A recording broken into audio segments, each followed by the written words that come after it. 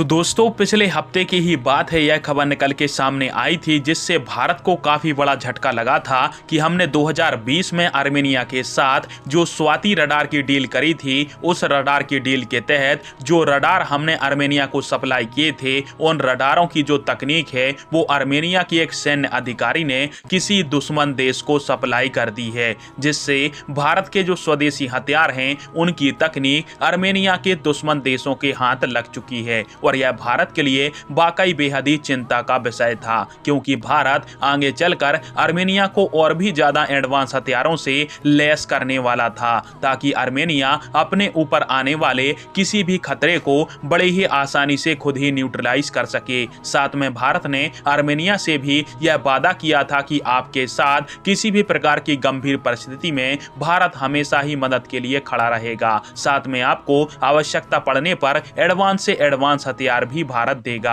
अब दोस्तों, जब भारतीय हथियार आर्मेनिया के अंदर सुरक्षित नहीं थे, तो अब आगे चलकर भारत और आर्मेनिया के बीच में हथियारों की डील पर सवाल उठने वाले थे। पर आज जब आर्मेनिया में भारतीय हथियारों की तकनीक चोरी होने को लेकर भारत के भारतीय इलेक्ट्रॉनिक लिमिटेड की सीएमडी भानु प्रकाश श्रीवास्तव जी से जब सवाल पूछा गया पत्रकारों के द्वारा कि क्या इससे भारत को कोई खतरा है, तो जो उन्होंने जवाब दिया तो उससे तकनीक चुराने वाले देश का भी पोपट हो गया है। दरअसल भारत इलेक्ट्रॉनिक लिमिटेड की सीएमडी ने बताया कि आर्मेनिया से जो भी स्वाति रडार की जानकारी आर्मेनिया के दुश्मन देश के हाथ लगी है, वो पहले से ही भारत ने पब्लिक डोमेन में डालकर रखी हुई है। और भारत जिस भी देश को अपने स्वदेशी हथियार एक्सपोर्ट करता है, उन हथियारों की अहम और गोपनीय टेक्नोलॉजी कभी भी उन देशों को नहीं देता है। यानी साफ भाषा में कहें तो भारत ने अपने स्वाति रडार की गोपनीय टेक्नोलॉजी आर्मेनिया तक को प्रदान नहीं की, तो आर्मेनिया का दुश्मन देश कौन सी टेक्नोलॉजी लेकर आर्मेनिया के खिलाफ उसको यूज करेगा।